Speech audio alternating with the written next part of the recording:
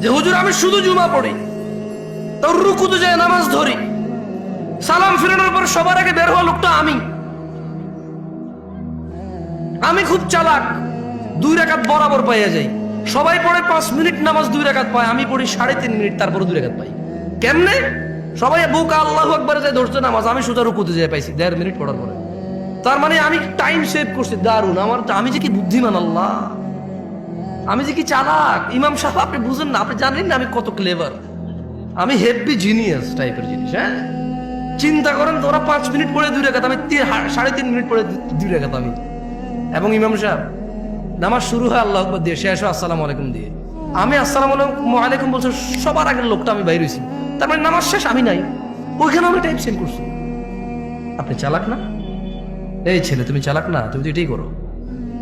তোমার হুজুরকে বলো না, তুমি যাকে বিশ্বাস করো তাকে বলো না যে ইসলামে হাদিসের যে গ্রন্থগুলো আছে ওখান থেকে একটু বলেন তো, আমি শুধু জুমার 2 রাকাত পড়ি, আর কোনো নামাজ পড়ি না আমি, আর ঈদের নামাজ পড়ি, আর কেউ মারা গেলে আমার, তাও যদি আমার নানি, দাদি, নানা, নানু, খালা, খালু, ফুফা, ফুফি, হ্যাঁ আত্মীয় স্বজন, চাচা, জ্যাঠা, একেবারে নিকটবর্তী হলে আমি জানাজায় অংশগ্রহণ করি।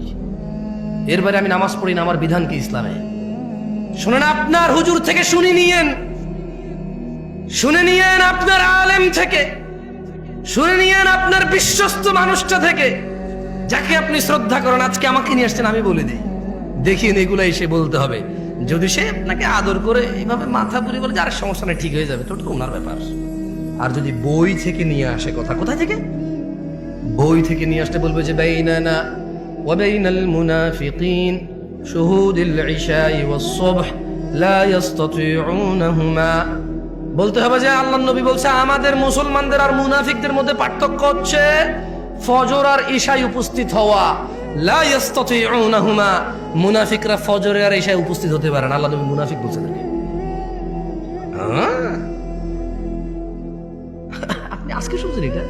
কি বলেন? 1450 বছর পুরনো। এটা আমি বলতে হচ্ছে কেন জানেন? আপনি বলুন যে দূরের থেকে কোন ছেলে আসছে, বাপ দাদা 14 গোষ্ঠী শুনি নাই, ও নতুন কথা কয়।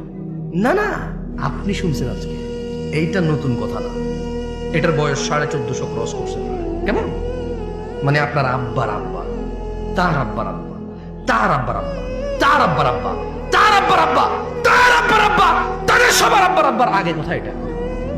আপনি বলবেন যে কি কথা বলে, বাপ দাদার জন্ম শুনে নেই। আর দূর, তোমার বাপ দাদার 14 গোষ্ঠীর 14 বার যোগ করলে এর আগের কথা এটা।